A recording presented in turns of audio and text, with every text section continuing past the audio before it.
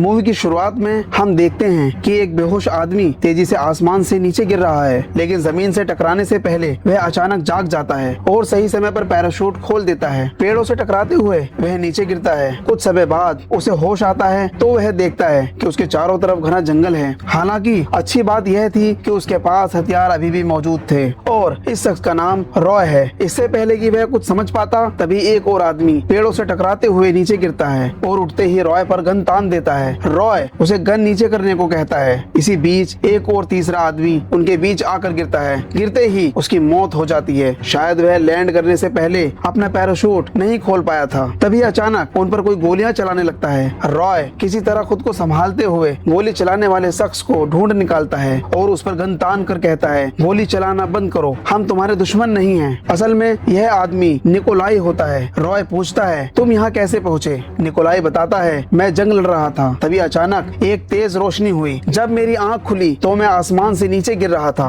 कुचिलो कहता है, मेरे साथ भी ऐसा ही हुआ, मुझे प्लेन से फेंका गया था। तभी रॉय देखता है कि एक स्नाइपर लड़की उन पर गन ताने खड़ी है। यह लड़की इजाबेल होती है, जो एक इजरायली शूटर है। उसे भी प्लेन से इसी जंगल में फेंका गया था। इजाबेल बताती है, मैंने कुछ और पैराशूट्स को नीचे गिरते हुए देखा है। इसके बाद ये चारों लोग मिलकर उन पैराड्रॉप्स की दिशा में बढ़ते हैं। तभी एक और शख्स की एंट्री होती है जो चुपचाप इनका पीछा कर रहा होता है। थोड़ा आगे चलने पर इन्हें दो लोग और मिलते हैं, मुबासा और स्टैन। ये दोनों एक दूसरे से जानवरों की तरह लड़ रहे होते हैं, लेकिन जैसे ही उन्हें बाकी लोग दिखते हैं ये लड़ना बंद कर देते हैं और शांत होकर उनके साथ हो लेते हैं। थोड़ा और आगे बढ़ने पर इन्हें एक और आदमी मिलता है जो पेड़ से उल्टा लटका हुआ होता है। रॉय गोली चलाकर उसे नीचे उतारता है और पूछता है, अब तुम कौन हो? वह बताता है, मेरा नाम एडविन है, मैं एक डॉक्टर हूँ। दरअसल मैं अपने क्लिनिक जा रहा था, लेकिन मुझे नहीं पता कि यहाँ मैं कैसे आ गया। अब ये सभी लोग साथ में आगे बढ़ते हैं। रास्ते में वे देखते हैं कि जो किसी अजीब सी चीज के सामने खड़ा है जो किसी म्यूजियम जैसी लग रही थी। जब रॉय पास जाकर देखता है तो वहाँ बहुत सारी इंसानी हड्डियां पड़ी होती हैं। यह देखकर सब अपने अपने अनुमान लगाने लगते हैं कि आखिर वे सब लोग वहाँ क्यों हैं, जबकि उनमें से कोई भी एक दूसरे को नहीं जानता। तभी रॉय कहता है, अगर हमें इस जंगल से बाहर निकलना है तो हमें किसी ऊंची जगह पर जाना होगा। इसके बाद ये सभी 8 लोग किसी सुरक्षित जगह की तलाश में आगे बढ़ते हैं। रास्ते में निकोलाई एक खास किस्म का पौधा देखता है और उसे छूने ही वाला होता है, लेकिन डॉक्टर एडविन उसे रोक लेता है। वह बताता है कि यह पौधा बहुत जहरीला है और इसकी एक छोटी सी खरोंच भी किसी इंसान को अपाहिज बना सकती है। कई घंटों तक चलते रहने के बाद वह लोग एक ऊंची चट्टान पर पहुंचते हैं। इजाबेल कहती है, हमें यहाँ थोड़ी देर रुककर आराम करना चाहिए। अब वह डायरेक्शन पता करने के लिए एक पत्ते से कंपास बनाती है, लेकिन वह पत्ता बिना रुके गोल गोल घूमने लगता है। तभी रॉय कहता है, यहाँ कुछ और भी गड़बड़ है, क्योंकि जब से हम यहाँ आए हैं सूरज अपनी जगह से हिला ही नहीं। मुझे लगता है कि हम किसी बड़ी मुसीबत में फंस चुके हैं और जिसने भी हमें यहाँ भेजा है उसने हमें सोच समझकर चुना है, क्योंकि हम सब खतरनाक फाइटर्स हैं सिवाय उस डॉक्टर के।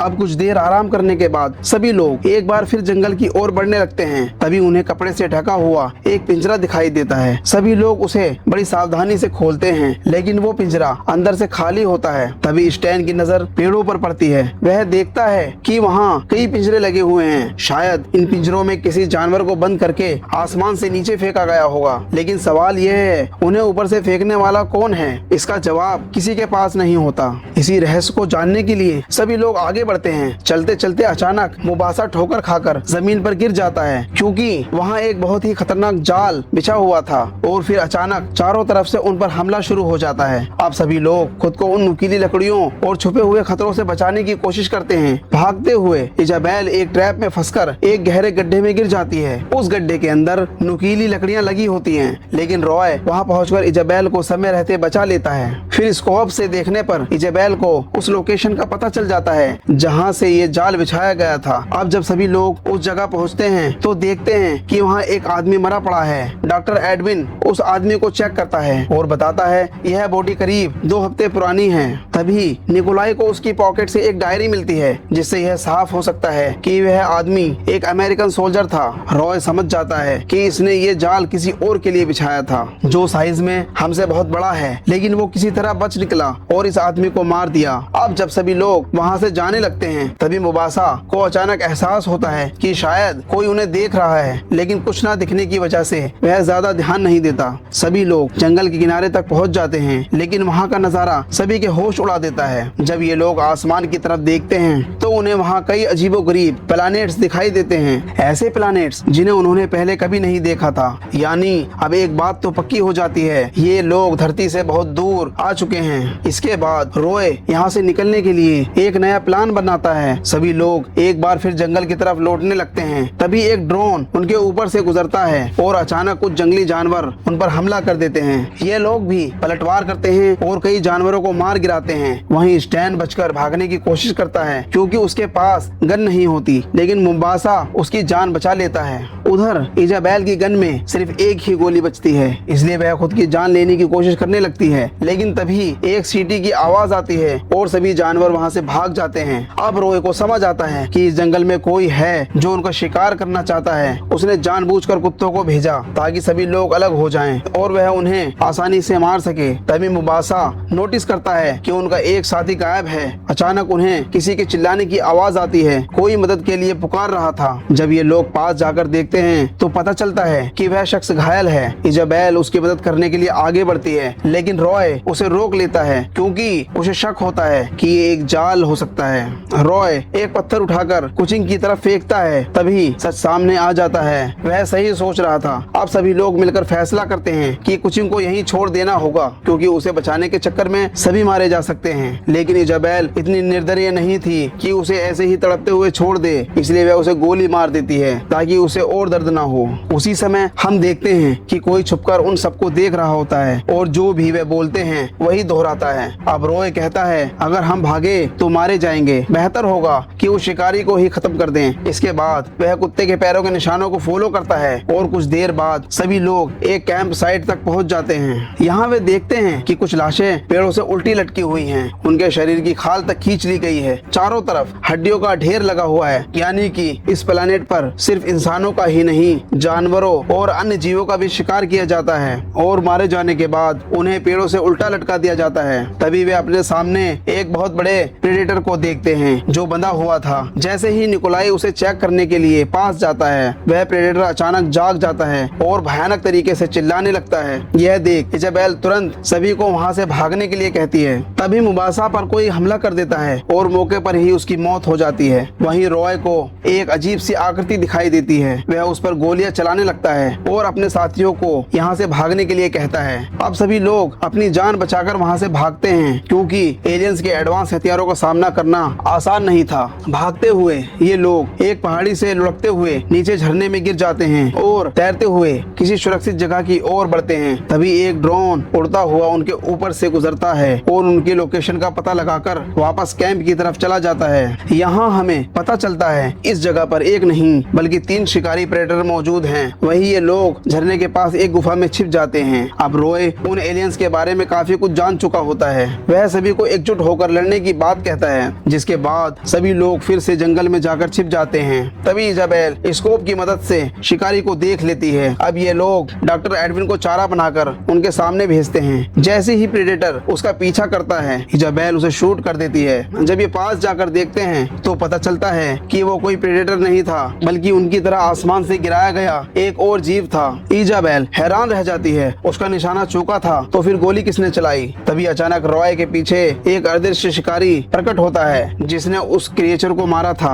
अब जब वह अपना हेलमेट उतारता है तो पता चलता है वो कोई एलियन नहीं बल्कि एक इंसान है। वह खुद को नोलैंड बताता है और कहता है, मैं किसी तरह उन प्रेडेटर्स से बच निकला था। नोलैंड बताता है कि इन प्रेडेटर्स की सूंघने और सुनने की शक्ति बहुत ज्यादा है। अगर तुम्हें जिंदा रहना है तो चुपचाप मेरे साथ चलो। अब सभी लोग उनके पीछे पीछे चलते हैं। वह उन्हें छिपाने के लिए एक पुराने और खराब पड़े स्पेसशिप के अंदर ले जाता है। नोलैंड बताता है, मैं भी तुम्हारी तरह आर्मी में था और पिछले 8 साल से इस प्लेनेट पर फंसा हुआ हूँ। मैं अपने बैच में बचने वाला अकेला इंसान था और शायद अब तक 2 या 3 प्रेडेटर्स को मार चुका हूँ। वह आगे कहता है, इन प्रेडेटर्स को शिकार करना बहुत पसंद है, इसीलिए ये एलियंस इंसानों और जानवरों को पकड़ने के लिए अलग अलग ग्रहों पर जाते हैं और उन्हें किडनैप करके इस जंगल में छोड़ देते हैं। नोलैंड बताता है कि यहाँ दो तरह के प्रेडेटर्स हैं, छोटे और बड़े। जो बड़े प्रेडेटर्स हैं वो छोटे प्रेडेटर्स का शिकार करते हैं। तभी रॉय पूछता है, हम उनके स्पेसशिप तक कैसे पहुँच सकते हैं? नोलैंड कहता है, वहाँ जाने का कोई फायदा नहीं है क्योंकि उसे उड़ाना हमारे बस की बात नहीं। इसके बाद वह सोने चला जाता है। अब सबके सो जाने के बाद रॉय इजाबेल के पास जाता है और कहता है, हमें उस स्पेसशिप को ढूंढना होगा जिसकी मदद से हम घर जा सकते हैं, लेकिन स्पेसशिप उड़ाने के लिए हमें उस गुलाम प्रेडेटर को आजाद करना होगा। इसके बदले में उससे सौदा करेंगे कि वह हमें अर्थ पर छोड़ दे। यह लोग बातें कर ही रहे होते हैं कि तभी यह जगह जहरीले धुएं से भर जाती है। रॉय देखता है कि नोलैंड वहाँ नहीं है क्योंकि वह जहरीला धुआं नोलैंड ने ही छोड़ा था ताकि वह सबको बेहोश कर सके और उनका सामान लूट सके। अब जब काफी कोशिश के बाद भी दरवाजा नहीं खुलता तो रॉय गन से फायर करता है। गोली चलने की आवाज से प्रेडेटर को उसकी लोकेशन का पता चल जाता है और वह प्लेन पर आकर नोलैंड को मार देता है। वहीं रॉय और बाकी सब इस जगह से बाहर निकलने की कोशिश करते हैं। तभी डॉक्टर एडविन उनसे अलग हो जाता है और प्रेडेटर उसे देख लेता है। इससे पहले कि वह डॉक्टर को मार पाए, निकोलाई उस पर हमला कर देता है और डॉक्टर अपनी जान बचाकर वहां से भाग जाता है। लेकिन निकोलाई यह लड़ाई हार जाता है और मरने से पहले ग्रेनेड फोड़कर खुद को उस प्रेडेटर के साथ छोड़ देता है। बाकी सब लोग समय रहते वहां से बाहर निकल आते हैं। स्टैन को लगता है कि अब उनकी जान बच गई है। तभी एक और प्रेडेटर अपने असली रूप में आता है जो वहाँ पहले से ही मौजूद था। स्टैन उसे मारने की कोशिश करता है लेकिन वह एलियन उसकी स्पाइन को ही उसकी बॉडी से अलग कर देता है। वहीं बाकी लोग मौका पाते ही वहाँ से भाग जाते हैं। तभी हम एक और एलियन को देखते हैं जो उनके फुटप्रिंट्स को फॉलो करता हुआ उन्हें ढूंढ लेता है। इसके बाद हंजो उस प्रेडेटर से मुकाबला करने के लिए अपनी तलवार निकालता है और बाकी लोगों को वहाँ से जाने के लिए कहता है। अब हम देखते हैं कि प्रेडेटर और हंजो के बीच हेड टू हेड फाइट होती है। वह एलियन हंजो पर भारी पड़ रहा था लेकिन हंजो अपनी जान की परवाह किए बिना उस प्रेडेटर को मारने में कामयाब हो जाता है। हालांकि उस लड़ाई में वह खुद भी मारा जाता है। वहीं हम रॉय, इजाबेल और डॉक्टर एडविन को देखते हैं जो अपनी जान बचाकर भाग रहे हैं। तभी एडविन का पैर एक ट्रैप में फंस जाता है और उसकी बॉडी पैरालाइज हो जाती है। रॉय इजाबेल से कहता है, हमें एडविन को छोड़कर जाना होगा, लेकिन इजाबेल उसके साथ रहना चाहती थी इसलिए वह मना कर देती है। इसके बाद रॉय उन्हें छोड़कर आगे बढ़ जाता है और उस एलियन से मिलता है जिसे प्रेडेटर्स ने गुलाम बना रखा था। रॉय कहता है, मैं तुम्हें आजाद कर दूंगा लेकिन इसके बदले तुम मुझे पृथ्वी पर छोड़ देना। वह एलियन इंसानों की भाषा समझ सकता था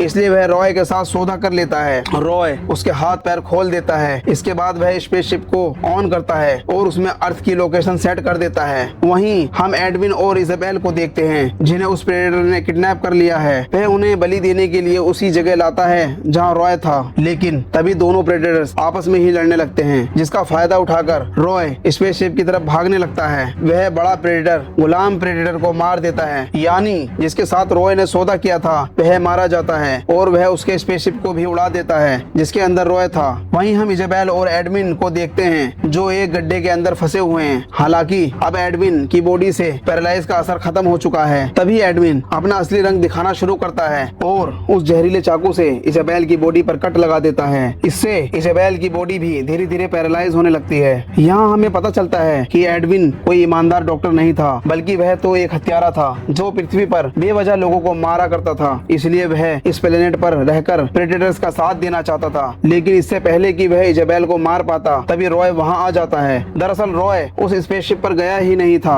वह इजाबेल और एडविन दोनों को गड्ढे से बाहर निकालता है। हालांकि जहर के असर से इजाबेल कुछ बोल नहीं पाती। इसका फायदा उठाकर एडविन रॉय से झूठ बोलता है और उसे मारने की कोशिश करता है, लेकिन रॉय एडविन को मार देता है। इसके बाद वह एलियन को फंसाने के लिए एक जाल बिछाता है। जब वह प्रेडेटर एडविन को ढूंढते हुए वहाँ आता है तो समझ जाता है कि ये एक ट्रैप है। तभी वहाँ एक बड़ा धमाका होता है जिससे वह प्रेडेटर दूर जाकर गिरता है। वहीं रॉय अपने शरीर पर मिट्टी का लेप लगाकर उस एलियन से मुकाबला करता है ताकि वह उसकी बॉडी की गर्मी महसूस ना कर सके। लेकिन वह एलियन अब भी उसकी हार्ट बीट सुन सकता था। इसी वजह से वह रॉय पर हमला कर देता है और उसे मारने के लिए अपना वेपन निकालता है। तभी इजाबेल किसी तरह अपनी गन उठा लेती है और प्रेडेटर को शूट कर देती है। इसके बाद रॉय उस प्रेडेटर का सिर धड़ से अलग कर देता है और इस तरह तीनों एलियंस मारे जाते हैं। अब जब सुबह होती है तो रॉय और इजाबेल राफेल आसमान की तरफ देखते हैं। उन्हें आसमान में कई सारे पैराशूट्स नजर आते हैं, यानी मौत का खेल एक बार फिर से शुरू हो चुका है। तभी रॉय कहता है, चलो अब घर जाने का रास्ता ढूंढते हैं, और इसी के साथ यह मूवी खत्म हो जाती है।